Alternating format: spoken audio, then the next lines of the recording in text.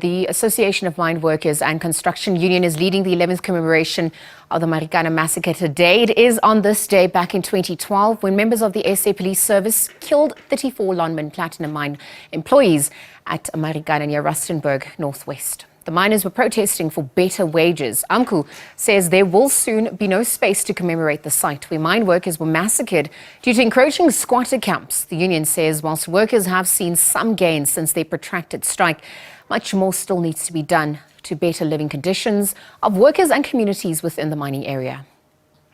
AMCU says though progress has been made in pushing for a monument to be erected at the Kopi, they still need to reach an agreement with the mining company Sibanye-Stillwater. The trade union has reiterated the call that the 16th of August be declared Workers' Day.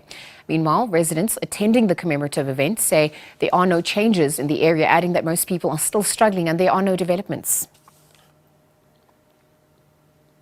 Well, let's take this discussion further. We're going to be joined by Thato Masiangoako, researcher at Socio-Economic Rights Institute. Thato, good afternoon and thank you for your time with us here on the SABC. Hi, Lisa, and good afternoon to your viewers. So 11 years on since the Marikana tragedy, yet some families are still awaiting justice. SERI, representing families of 34 striking miners at this point, who obviously were killed back in 2012 by police. Do you think that we're finally going to see justice being done? We have to keep our hope that justice will come. The families have called for prosecutions for what happened on the 16th. We have seen prosecutions for what happened prior to the 16th. So there are 6 police officers standing trial for what happened on the 13th of August.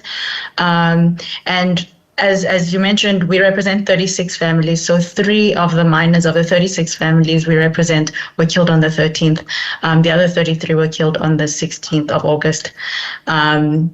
We just have to, we continue to ask why it's taking so long for us to see prosecutions for what happened on the 16th.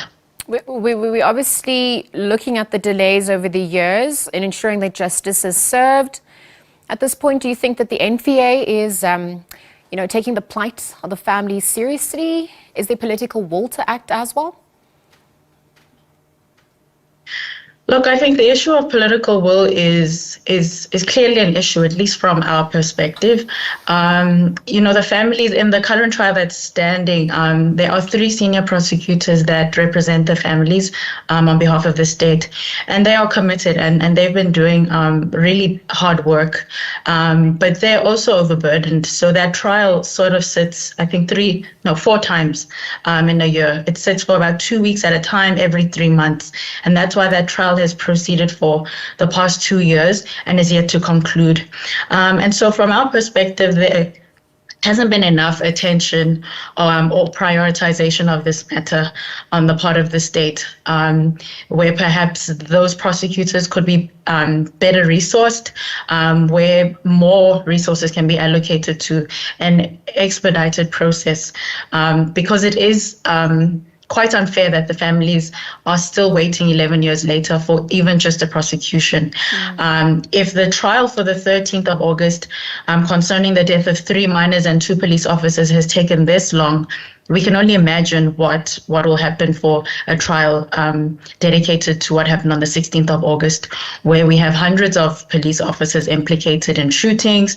We have, politicians who may have been involved in decision making, right? So there's a whole host of people that need to account for their actions in connection to the Marikana Massacre, including the mine, whom I think has also been allowed to sort of escape some kind of scrutiny as we focus on the state as well. At this point, then, what immediate interventions would you like to see from government? Lawyers working on the case wanting President Cyril Ramaphosa to apologize.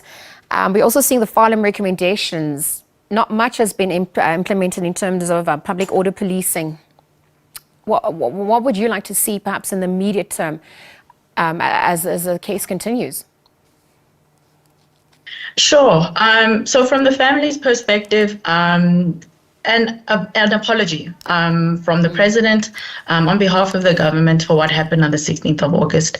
There have been numerous promises for that, but that's yet to materialize. An in-person, direct, sincere apology on the part of the state in a way that sort of sympathizes with the families for what they've suffered in August in 2012 and what's happened since then.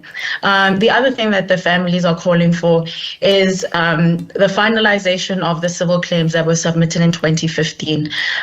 You may know, or some of your listeners and viewers may know, that a portion of those claims were paid out, and that was only for loss of support. But those are incomplete, and we've been going back and forth with the state since then about the finalization of these claims. The other thing, as you mentioned, is police reform. In addition to an apology and adequate reparations, victims need to know that something like that cannot happen to other people in this country. And unfortunately, when it comes to public order policing and crowd management, people continue to be at risk of losing their lives when they take part or are just bystanders in a situation where there is a protest. And we're aware that the Minister of Police has, publicly declared that the recommendations that were given to the police have all been implemented. But unfortunately, it's not clear how that has been done and how that's impacting on the ground policing. So recently there were protests in Slovo Park. A boy of 16 years old was killed.